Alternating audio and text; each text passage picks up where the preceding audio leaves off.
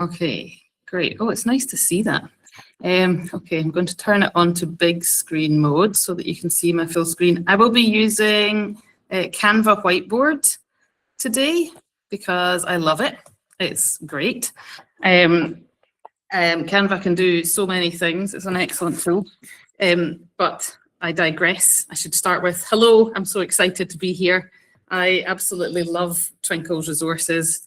I absolutely love the fact that Twinkl are forward thinking enough to understand how important sketchnoting is. I came to sketchnoting in about 2016 when a graphic facilitator came to my college. I was teaching ESL literacy at the time, so adult learners who were developing literacy skills in their first language as adults and in English.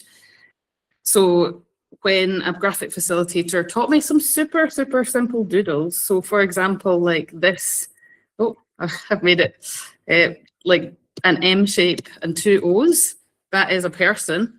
But if you have them like this, then that is a person looking the other way at something else, like, for example, a computer screen. And the beauty of sketchnoting is that it's messy, or it can be messy. It's not art, it's about ideas. It's not about making a masterpiece. It's about getting your ideas out and thinking and using different ways of thinking. So this was me when I was at school. And I don't know if anyone can relate to this. This was me. Oops. This person is me. And I am busy. The teacher is talking about something super interesting, super important. And then here's me thinking about what I'm going to watch on television, what I'm going to eat, the current love interest in my life. Anybody relate to this, or can anybody relate to this from a student-teacher perspective? I'm sure you all can. Yeah, but yeah, this was me for many, many years. And then I discovered sketchnoting, or I came to sketchnoting, found out about it. And this is me now. So I go to conferences. I went through my whole school, the whole time at school, daydreaming out the window. I went through university. I don't know why I went to the lectures, because I never paid attention in them. And then I found sketchnoting, and this is what happened when I found sketchnoting. All of a sudden, I was focused, I was paying attention, I was thinking about what the speaker was saying, and I was absolutely determined to get the notes down and to have key takeaways. So I can see it from my perspective as being quite transformative, and from a student's perspective, even more so. So this was, the problem with Canva is that I forget to switch between the switch tools. So I end up with the pen tool when it should be the cursor tool, but I've figured that out. It's all good. Okay, so this was me. This was my whiteboard before, and this is my whiteboard after. I learned some very simple doodles. So I would go into class and I would teach phonics. So the oo sounds, the ch sounds, maybe sometimes the a sounds, different words with that. And one of my students said to me, I always understand your sessions because you have these drawings. Can anyone say in the chat, if you were learning a language, which one would you prefer, the one on the right or the one on the left? I'm afraid I can't actually see the chat because I've got a big screen. So Samantha, if there's anything interesting in the chat, can you copy down questions for the end? Yes. And I'm just going to rely on the fact that I've used this activity multiple times, and everybody always said that this is the much better whiteboard that everybody prefers. And you will notice that this spoon is most definitely not a work of art, but it does look a little bit like a spoon. This foot, there's something very unattractive about this foot, but it does look like a foot. And my point is, when you are teaching in class, your students don't want to watch their teacher spending forever making a work of art. They want something quick and understandable that they feel confident to copy into their own notebooks. If you make a mess on your whiteboard, they can make a mess in their notebooks. You're giving them permission to be non-artistic, to have functional drawings. And of course they can be artistic, you can be artistic, but if they don't feel confident with drawing, this will give them confidence, because the purpose is not about art, it's about getting ideas down. So some research. Juanes Mead Fernandez did some research in 2016. They got people to draw lists, and they drew. They got people to. It wasn't fruit, but it makes for a much prettier picture and a much easier to draw picture. But they got 2 groups to draw, or maybe more groups, to draw out some lists, and then they tested what vocabulary they remembered. Which vocabulary do you think was more readily remembered? List 1 with the pictures, or list 2? So you can write in the chat to have a discussion amongst yourselves. I can't read, I'm sorry. Everyone is saying list 1, unanimous. Yeah, list 1, yeah, you're right, because yeah, you've got that visual cue, you've got that visual marker. So when I create a sketch note, not only am I focusing when I'm creating the sketch note, but when I go back and I think about it, I can still visualize sketch notes that I did 3 or 4 years ago at language teaching conferences. And I can still remember what that person said, because there's a visual imprint on my brain. So powerful. So yeah, you can find out about the drawing effect. It's Juanes, Mead and Fernandez, if you want to do a little bit of Googling about that. The other theory is the dual coding theory, which you might be more familiar with, and that's Alan Pivio from 1971.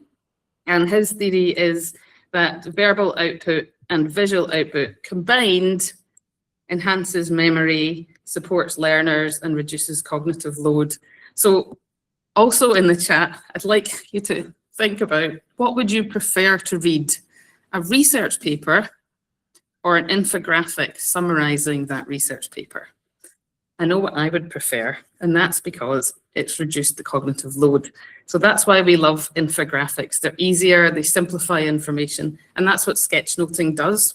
And actually the process of getting students to sketchnote, and for us sketchnoting, is part of one of the benefits, the actual process itself. So over time, I've been playing with simple doodles in the classroom for about 10 years now, and in the English language teaching community in general. And these are some of the benefits which I have sketchnoted for you in digital form. So it's lots of fun. It revived my teaching mojo. So I started teaching in 2000. Yeah, 2000, that's a long time. I've had lots of ups and downs in my motivation levels. And when I found doodling in class, it was like one of those moments when I just thought, yes, I've got another toy to play with, amazing. It really got me enthusiastic about teaching and learning again. It's super supportive, it aids memory, it's relaxing, which is great, especially from a trauma-informed perspective, social emotional learning perspective, raising awareness. If students aren't relaxed, they're not going to learn. It encourages critical thinking. So you can ask students, how do you draw relaxed? Or you can ask students,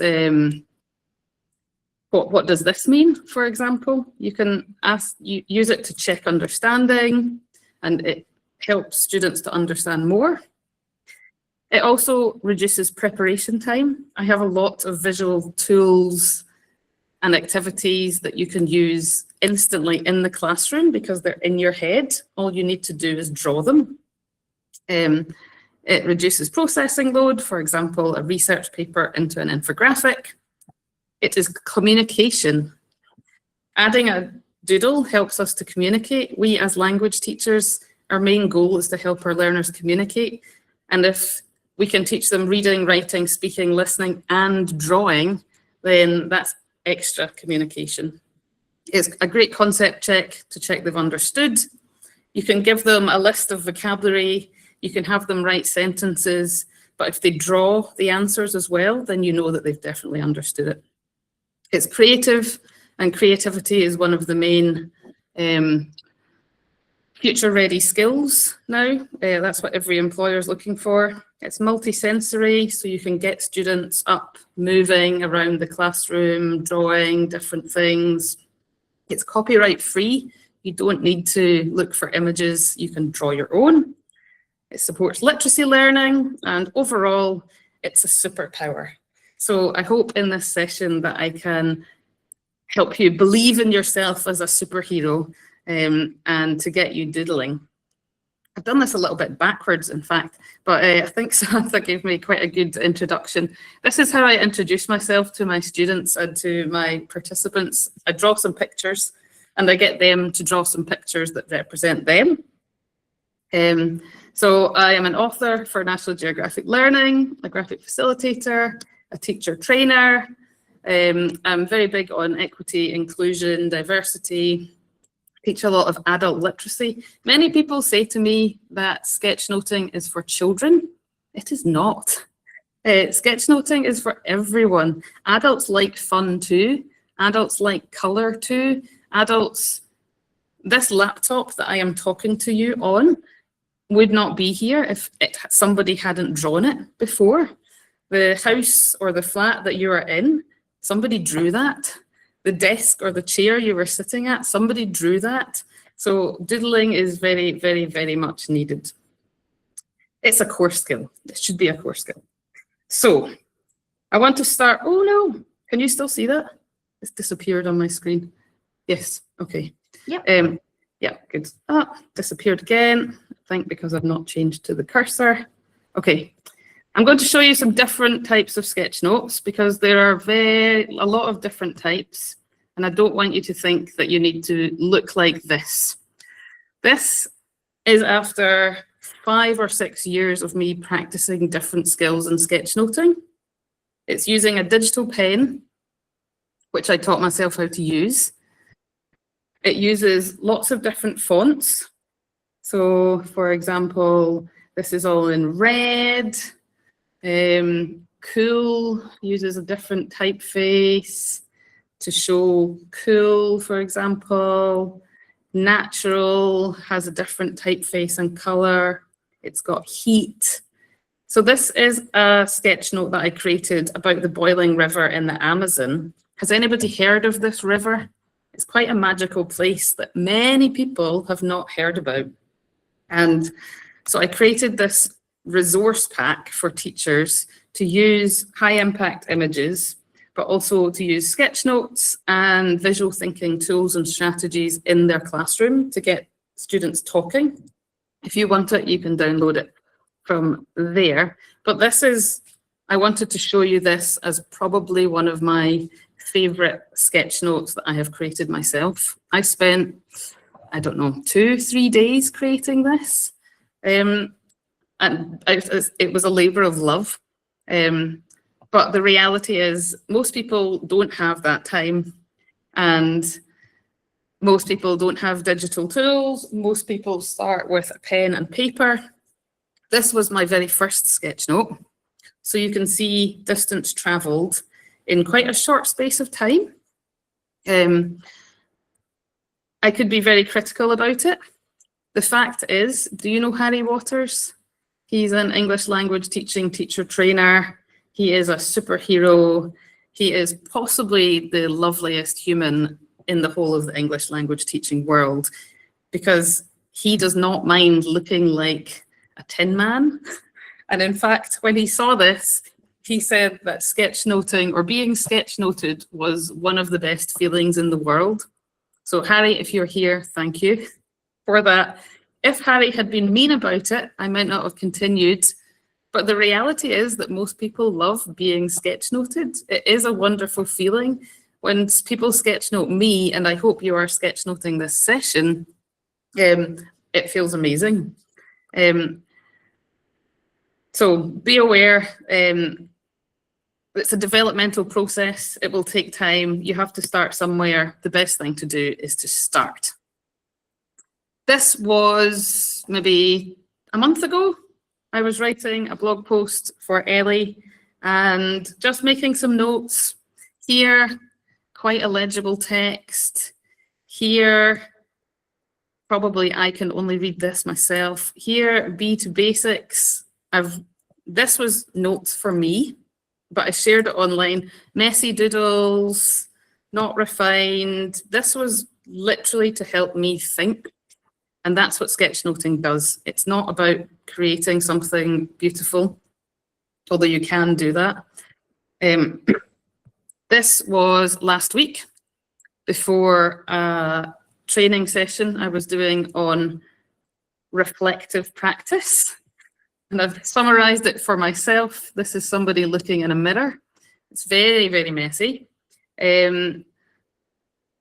So be aware when you're sketchnoting, think of who are you doing it for. The Boiling River sketchnote I created for learners because they can use it again and again and again and again. If you're creating like a shopping list and it's going to be messy, that's fine. It can take 2 minutes. It can take 1 minute. This is, oh no.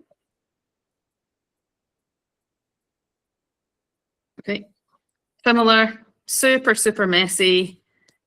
I am the only human on this planet that will be able to read that or make any sense of it. Are you sketchnoting for you? Are you sketchnoting for your learners? Have a think about that when you do it and be happy with the results. Turn off your inner troll. You can do this. One thing I didn't know that I wish someone had told me when I started was that sketchnoting on a whiteboard is not going to look as pretty as sketchnoting on digital will look the prettiest because you can erase it. Paper will look the second prettiest, especially if you do it in multiple drafts. Whiteboards, you can at least erase, but they don't look as pretty.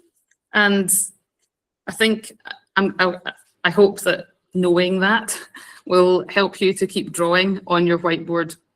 And your students basically just, every single one of my students took a photograph of that whiteboard at the end of class. Some of them actually copied it themselves later on into their notebooks as homework. Not as homework, as homework they chose to do. I never ask my students to doodle.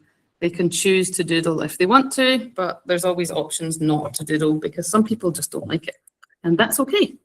You can have flip charts for your sketch notes. You can create the flip charts before class. You can use them, reuse them, roll them up, keep them, turn them into posters, get students to make them as well. And sorry, it's a bit glitchy when it moves. And the power of the Post-it note. If you are afraid of drawing, making a mark, go small. And actually, and if your learners are afraid of making a mark too, give them a Post-it note, because then you're limiting the time, you're limiting the perfection, and you're limiting the, time, perfection, limit the time, limit the perfection, limit the size. If you limit those 3 things, then you'll have a finished product. It doesn't matter about how the quality of it. So these are my mantras. So it's not art, it's communication. It's about getting the point across. It's about supporting learners. It's about process, not perfection. And it's about feeling the fear and drawing anyway. And now it's time to feel the fear and draw anyway. Do you have a notepad at the ready? I hope so, because we're going to get drawing now.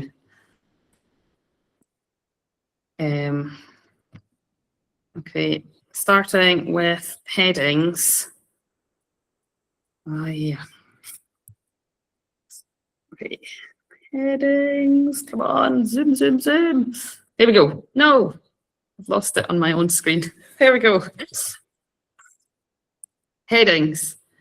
So the thing is with lettering, that was the last Emily, thing. sorry. Yeah.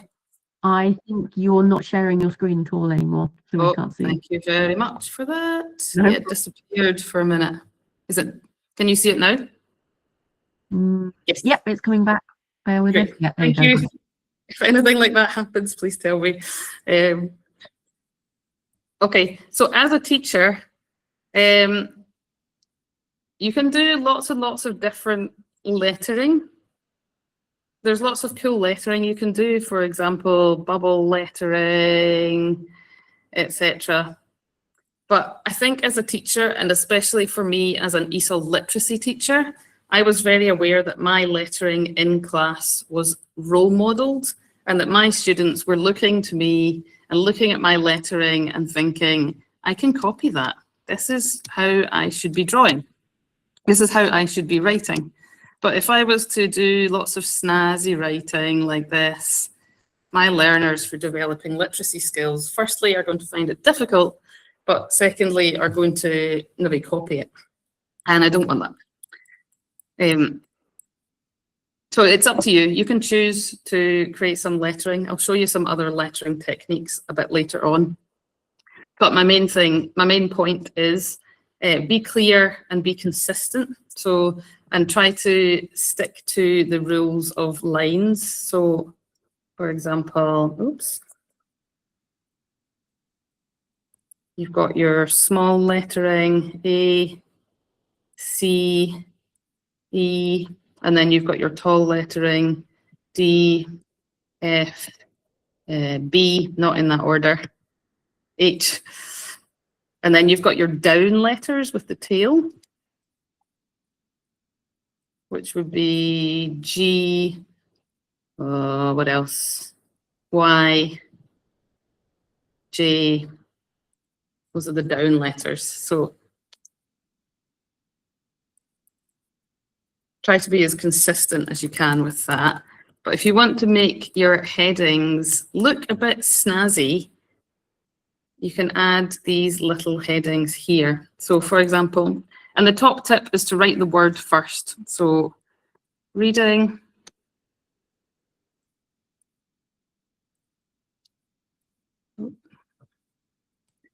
And another thing, actually, Canva whiteboard is even messier than a regular whiteboard, in my opinion. That's how I find it. So you will find that you get different qualities with different tools.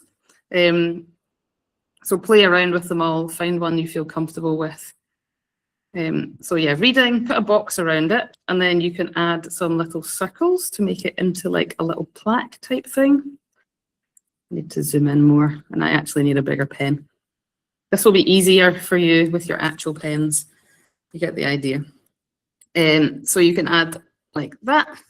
You could add another frame around it.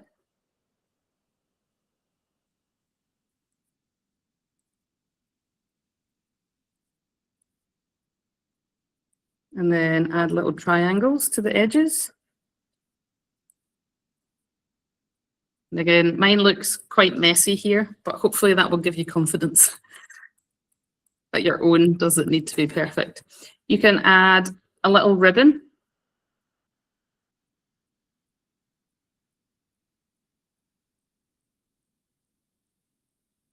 And you can also make it into, in fact, I'll add that little ribbon again, and then I'll do another one. So pronunciation. You can have another little ribbon here.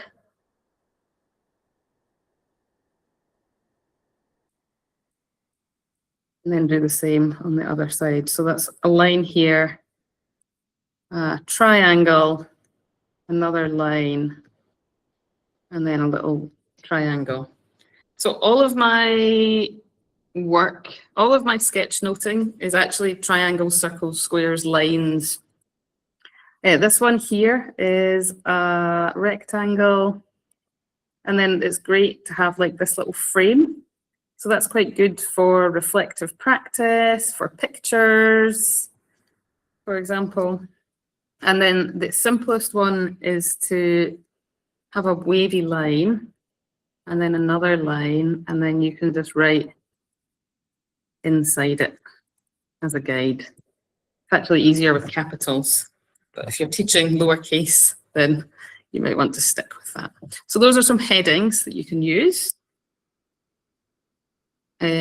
Containers are a great way of framing information or separating information.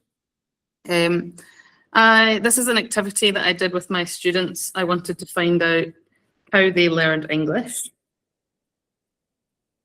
So I gave them some suggestions for things that they might use after class, or some techniques that they use.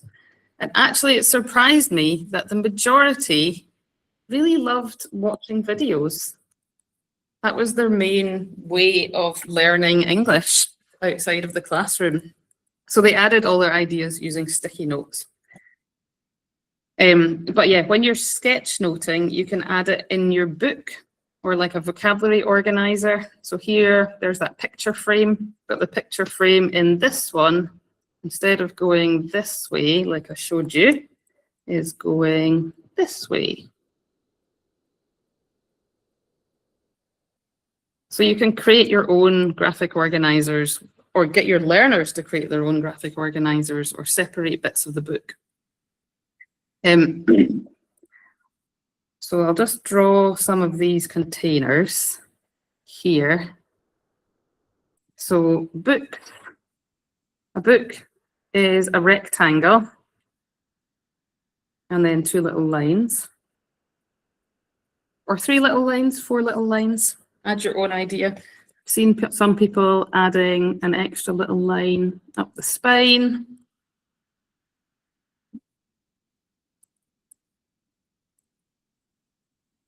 Homework or a notebook, you can have a little spiral binding here down the side,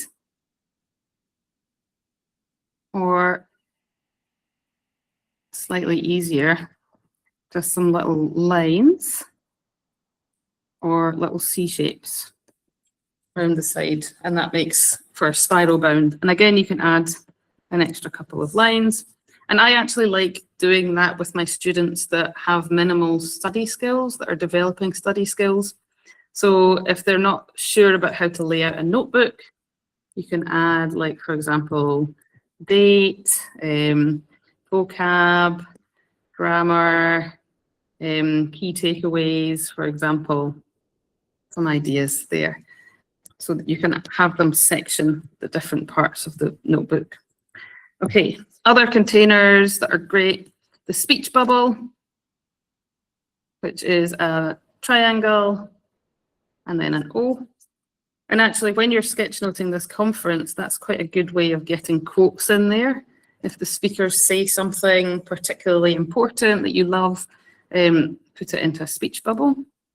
Same for thought bubbles. You can have it like, I thought this particular talk made me think that. Or if you want, you can turn your speech bubble into a sheep or into a rain cloud. The beauty of these little shapes. Once you learn one, you can add it, use it in different ways. A laptop is a rectangle, and then 2 little lines coming out, and then a line across. There will be a recording of this session, by the way, so if you want to watch it in slow motion or watch it again, then you can, if I'm going too fast. So add some little crisscrosses, and then that for reflection. Okay, what else? Oh yeah, mobile phone. We're all addicted to our mobile phones. That's basically a rectangle with very soft edges, and then a couple of little lines, maybe a little circle in the middle. If you want it to sound or be connected, you can add some little lines. And sometimes you will see, if you look at other people's sketch notes online, you will see that some people will add highlights in corners, and that just, or maybe a little bit of shading underneath, and that adds a bit of motion to them. As a teacher, from an educational perspective, I went fast, and so I don't tend to add the highlights as much. I do when I'm taking my time and creating something professional that somebody's going to use a lot, but in class, in trainings, I tend not to bother with the highlights. That's a personal choice for you to make. Yeah, the radio is another soft circle. Does anyone have radios anymore? And a circle, and then a little rectangle. And then you can maybe add like a little slider here if you wanted to. Oh. Okay. So yeah, those are some containers. So if you have like some ideas, oops. So the thing with sketchnoting is use minimal text and then either illustrate it with a little doodle or put a doodle around it. So for example, here, put a quote. You could have like a list, like a to-do list here, for example. This could be maybe a book recommendation. So a book that that you want to maybe go and explore later, write the name of the author, etc. in there. Okay, some other icons. So these are icons that I draw regularly. Learning, sorry, I'm a bit thirsty. Learning a visual vocabulary or learning to sketchnote is basically learning a language. It's learning a visual language. And these are the common icons or the visual vocabulary that you need in order to communicate in that language. So it's a bit like learning the CEFR A1 or A2 level words. These are the CEFR A1, A2 words or icons for English language teachers, in my opinion. These are the ones that we use a lot. So this light bulb is beautiful because you can use it for creativity, for ideas, for critical thinking, for imagination, all sorts of things. And it's basically a U shape, an O shape, an M, and then a Z. There's lots of different ways to show this, to do this. This is, for me, the simplest one. And then you can turn it on by adding some little lines. The magnifying glass is a circle, and then a line, and then a rectangle. There are also other different ways to make this a little bit snazzier. You can add a little bit of highlighting if you want. You can add maybe a question. Good for inquiry-based learning. You could draw this on the whiteboard. What questions do you have, students? Can you tell me what questions you have? Then have students go and research them. Good for searching for information, for fact-checking, for knowledge, all sorts of things. Okay, we did this one already. The time is just a circle and then an L shape.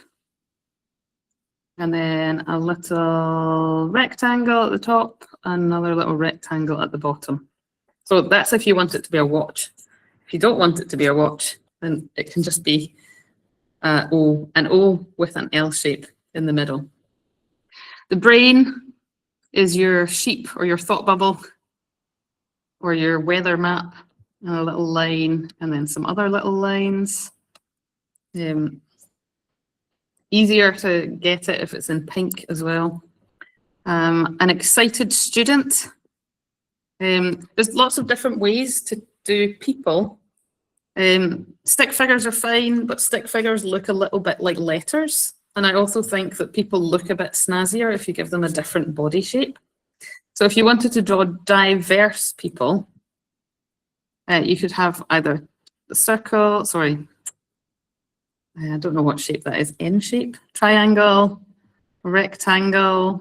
You can have like a squiggle or a kind of figure of 8 shape, and then add a head. And then different legs mean different things. So for example, if you have a leg going this way, and that way, and that way, then they're running. If you have the arms up in the air, then maybe they're excited or maybe they're exasperated. Depends on their facial expression. So this one, she's super excited. This one is running for the bus, so they're a bit sad. Oh.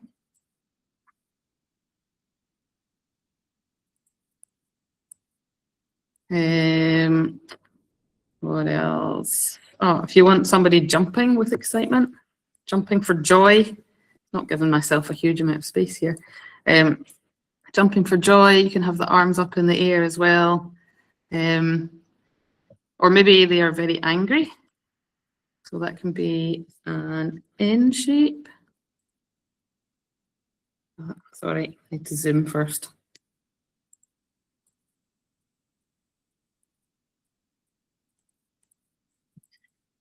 You can have angry eyes.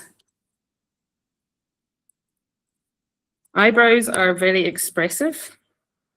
You can play around with eyebrows and smiles. So for example, if you've got a smile, not smile, or sad face, and then you can have eyebrows like this, eyebrows like this, or eyebrows like that. I'm not sure I'm going to have time to do all of these, but for example, if you put this together here, that looks different to this and to this. You can add the eyes in if you want. The eyebrows, so this eyebrow looks happier than, for example, this lips. And these, no, wrong one, wrong one. We're going all down the same here. Same eyebrows, same mouth. Sideways eyebrows, downward mouth. So if you play around with the eyebrow this direction and the mouth direction, and that can be quite a fun activity in class, getting students to talk about emotions. So have students think about, is that person happy? Is that person sad? Are they angry? I haven't given myself a lot of space with these. And then you can add in eyes as well, because eyes going this way means they're looking at something. Eyes going that way, they're looking another way. Eyes going up, they're maybe rolling their eyes. So play around with where eyes, eyebrows, faces are. Okay, let's make someone dance a little bit. Give them some wiggly arms. Okay. And you could add some musical notes as well. Okay, we talked a little bit about letters. Personally, letters are important, especially as a teacher. You are the role model. I prefer print over cursive, although if you're teaching handwriting, it is important for students to be able to understand cursive and write quickly. So yeah, we talked about the different levels of down. So this is a down letter, full letter. So try to be as consistent as you can with those. But you can also play around with other fun letters. Just checking, got plenty of time. Okay, so other fun letters. Maybe if you're on the whiteboard or if you've got time when you're sketchnoting, you want to play a little bit, then you can play around with maybe serif fonts.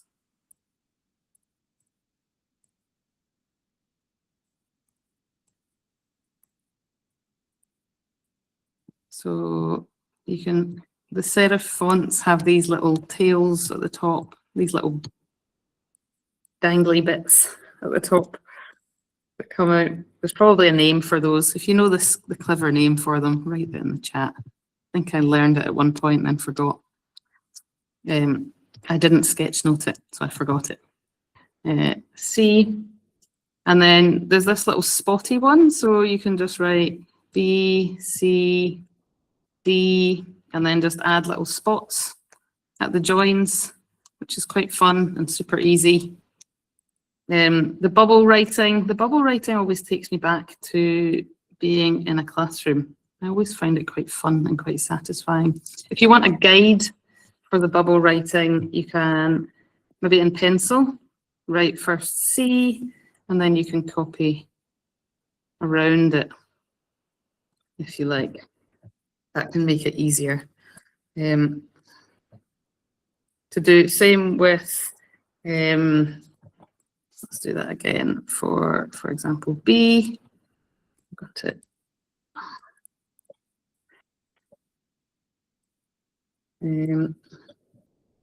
If you wanted maybe a blockier version of that, then you can use the guide, pencil, and then erase afterwards. Oh, I erased them both. There we go. You've also got this kind of, I'm not sure what you would call that. If anyone can think of a creative name for it, please write it in the chat. So just add like an extra little line onto your letters, and it can just make it a little bit more fun. Again, that's more like if you're doing it for yourself, or maybe if you're preparing a flip chart before class or a whiteboard before class. I'm not sure I would spend a huge amount of time in class while the students are staring at me using that kind of lettering. I don't think that would make for happy students. Or maybe it would if they like copying that kind of thing. Some tools that you can use, just a paper and pen, are a great way to get started, especially, and I should have had these ready, there's Pilot friction pens, which are erasable. So you can actually draw and then erase. And Pilot actually have highlighters as well. So I love those little Pilot pens. Other favorite pens are Neuland, a graphic facilitator's favorite, and they are great because you can refill them. So if you don't like throwing all the plastic away, and actually so are Pilot friction pens, you can get refills for those too. Hurrah! If you want to do this kind of thing with and you don't have I've got a magic pen or a digital pen. I've got an HP Envy computer. I work on Android, and it's a touchscreen computer. So I can just draw directly onto the screen. When I am in Scotland, I have this beautiful thing called a visualizer, which is basically a document camera, and I can draw. I am traveling at the moment. I try to avoid Scottish winter. So I am traveling at the moment in Vietnam. And so I can't carry my visualizer with me, sadly. Flip charts are great for activities and for drawing big as well. You can do like a really cool big sketch note on that, or help your students, get your students to do that as well. Some tools, Canva whiteboard, this is what I'm using today. You can upload your pictures, you can draw on your pictures, you can actually search for example, light bulb, and it will already have lots and lots of graphics and images that you can use if you don't want to draw in front of your students, or if your students don't want to draw. The good old whiteboard or blackboard is amazing, and the beauty of that is you can erase with it. Blackboard too. And some digital tools, I use Adobe Fresco because it is for Microsoft. I also sometimes use Concepts. So Microsoft, this is also for Apple. And Procreate is for Apple users only. I've heard amazing things about Procreate. Sadly, my IT technician, my husband, knows more about Microsoft, so he does not want me to get Apple, which is fine. So got time for questions. This is a very quick sketch note that I made this afternoon because I want to say, don't be afraid of these things. Some things people are afraid of with sketchnoting. Blank pages. Don't be afraid of the blank page. You can make a little doodle bird. Oops, that's far too thick. Make a little doodle bird. Just draw a squiggle and then turn them into a bird. That will be a good way to start. Start small with sticky notes. Sticky notes take the apprehension out of everything. Write a title. Start with a title. Start with questions and prompts. Blank notebooks. Is anyone afraid of a blank notebook? I am. When somebody gives me a really nice notebook, I have notebooks that are 20 years old that have 0 things written in them because they're just too pretty to write in. I need mine to be spiral so that I can pull out all the pages that I don't want to be in there anymore. That's what works for me. If you have ideas that work for you, please write them in the chat. Don't be afraid of, don't let perfection stop you. Limit the time that you spend on things. So 5 minutes max. I limited the time on this sketch note to, I think, 30 minutes because I never know what to do before a webinar. So I thought I'll just draw, and it worked. Just run with it. If you make a mistake, it doesn't matter. This one is perfectly fine. This one is also fine. This one is also fine. It's fine. Turn off your inner troll. Be kind to yourself. I think we are all our own worst critics. Don't be afraid of mistakes. You can use a pencil or an eraser. You can use erasable pens. You can go digital. You can erase on a whiteboard, or you can transform it into something pretty like a butterfly, for example. Don't be afraid of having too much or not enough space. If at the end of your sketch note you have too much space left over, draw something big that summarizes one of the key takeaways. If you have not enough space, like in my sketch note for Harry Waters at the beginning, I showed you the text getting smaller and smaller and smaller. That's okay as a beginner. You can also take a new page and you can redraw it if you want to. The redrawing process helps you remember even more. And don't get caught up thinking that it's too childish. It's not. Everyone likes to have fun. Everyone likes to be creative. It's a great excuse for me to get more creative. And things like your laptop, your car, your house, they all started with a drawing. So it's not childish. It's essential. If you want to work with me, I have online courses in sketchnoting and graphic facilitation that you can check out on my website, emilybrysonelt.com. I can create sketch notes for you. I can deliver teacher training to your organization, and I can create innovative content for educational purposes. That's some of the things. This is my sketchnoting course, which you can get online. It's pre-recorded, so you can start today. If you want to quickly do it before, I don't think you'll have time to finish it actually. Do it next week after you've filled it, after you've won the free Twinkl access. Oh, and most importantly, the giveaway. You can win 3 months of free Twinkl by just sending in a sketch note. So if you have sketch noted this session, or you plan to sketch out any of the other sessions, just take a picture of it. You can use Cam Scanner actually. Cam Scanner is a great app that will make it look really pretty. Oops. Cam Scanner. It does have a lot of ads in the free version, sadly, but if you're patient with it, it will make it look really pretty.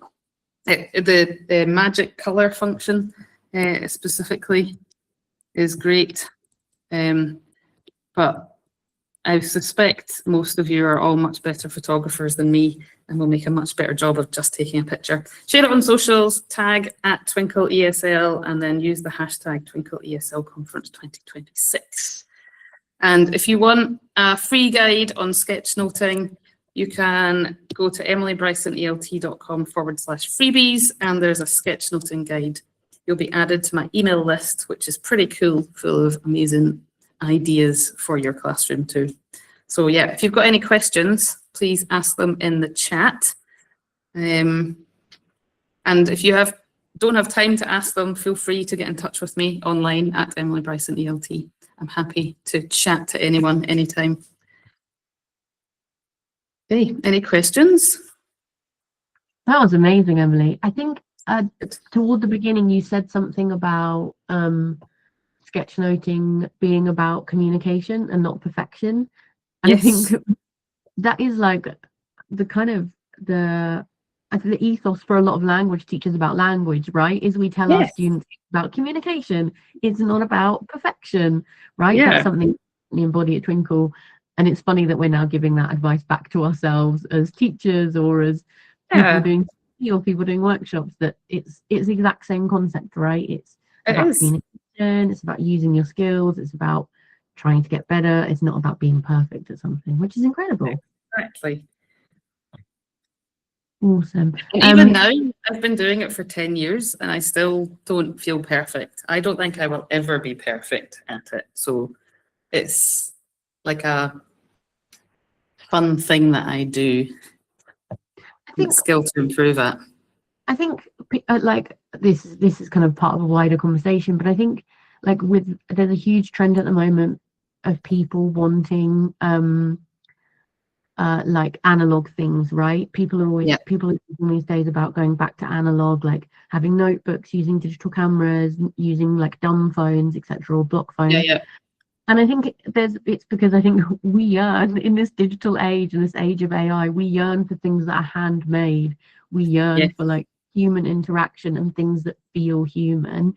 And I think when you're learning, sometimes things that do feel like that, they feel analog, they feel human, they feel handmade. Just more inspiring, or they spark something in us that maybe a perfect like AI produced organizer or like a YouTube video might not, right?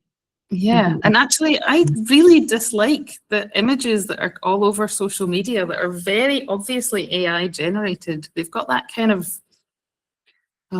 muted hue tone about them color wise, and it just I don't know, maybe it's because I am as creative and I like to create my own things. But yeah, I think it's a way of making sure that we are enjoying ourselves and connecting with ourselves and other humans.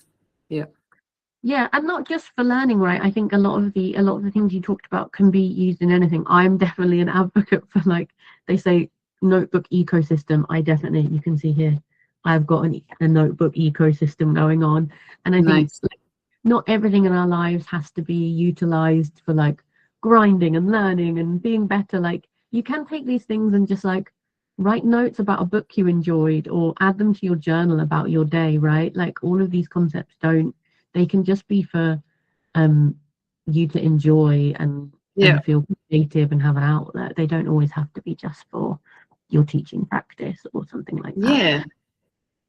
I actually started taking a travel journal with doodles every day. It started off being one page and then it ended up being 4 icons. So that's amazing. Everybody, I've put Yuli has very kindly put the certificate link in the chat. I'm going to put it once more.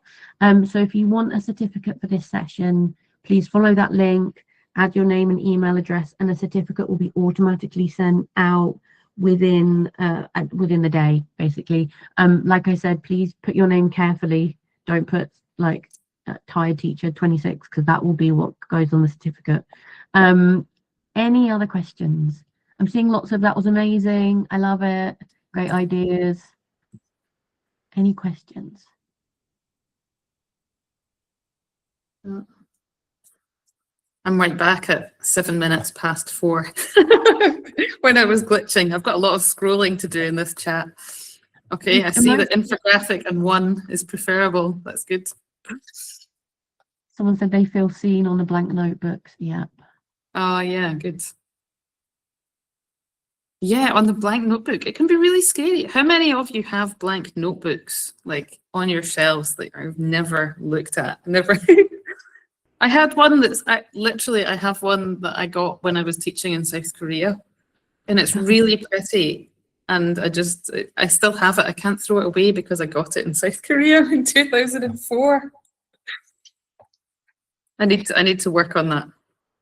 May I ask a question? Mhm. Hi, Yes. thanks for the great presentation, first of all. I just had an online course about mind mapping like a year ago, with the sketches and the drawings and things like that. So when I listened to you, I actually thought of it's like interconnected, the mind mapping and the sketchnoting, because both of them makes you take the notes your own way. That will make you remember much more easily than as you showed the already printed standard material. So what do you think about that? Yeah, so I'm glad you asked that question. So, yeah, mind mapping is, in my opinion, part of sketchnoting. They are all interconnected. You're very right. So there's visual thinking. I would have this is my interpretation. Every visual recorder, visual thinker, sketchnoter has probably a different. Mine is an umbrella with visual thinking. And then there's sketchnoting, which is taking notes with some doodles, mind maps, charts, diagrams. And then you've got graphic facilitation, which is using visuals to facilitate classes, like, for example, graphic organizers, visual tools, visual metaphors, visual storytelling. I've been meaning to create a sketch note about that for a very long time. maybe your question will spur me to do that. But yeah, they are all very interconnected. And I think using as many options and methods with your learners and finding what works for them and what they enjoy is the best way forward, always. So Thanks a lot.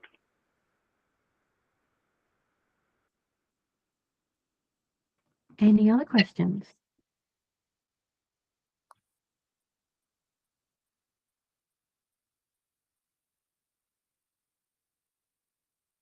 someone's asked, do you have a resource with the full alphabet? Is that a full alphabet for like letters? There are a lot of resources. If you,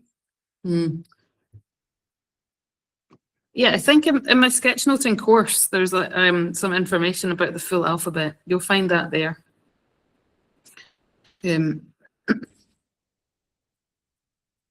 But yeah, if you copy fonts, and actually if you search online for sketchnoting typefaces, sketchnote lettering, you'll find lots of different ideas. Scrolling through to look for question marks. Someone said that notebooks are too pretty to deface. I would argue that you're not defacing your notebooks when you draw or you write in them. I mean, maybe it's from a notebook's perspective, they were created to go forth and be drawn on. So maybe it's doing them a disservice and not giving them purpose in life, not helping them fulfill their goals by not drawing on them. That poor sketch note, that poor notebook of mine from 2004, it must be really sad. I also think, look, you can tear a page out, and if you really don't, if you fill it and then you want to keep it, you can always tear the paper out and kind of add like refill notes or like add in other paper. It doesn't, nothing has to be like set in stone forever. You can change things. It's true. Yeah, that's why I like the spiral bindings. And once I'm finished, or if there's something like a kind of thinking space that turns into a nice draft in the end, then I'll tear that out. Or shopping lists, to-do lists that I've finished. Yeah. I don't have that problem for some reason. I think my problem is I have a bit of an addiction to starting new notebooks and new journals. Oh, really? And then finishing them? No, I don't know if I finished them. I've been quite good lately. At the moment, we have, what do we have? We have a commonplace notebook. Shout out if anyone else also has a commonplace notebook that they do, a junk journal, and then my daily plan. My daily planners always get finished at the end of the year, yearly planners, but everything goes in there. My books that I've read, the movies I want to watch, everything. And do you doodle on them?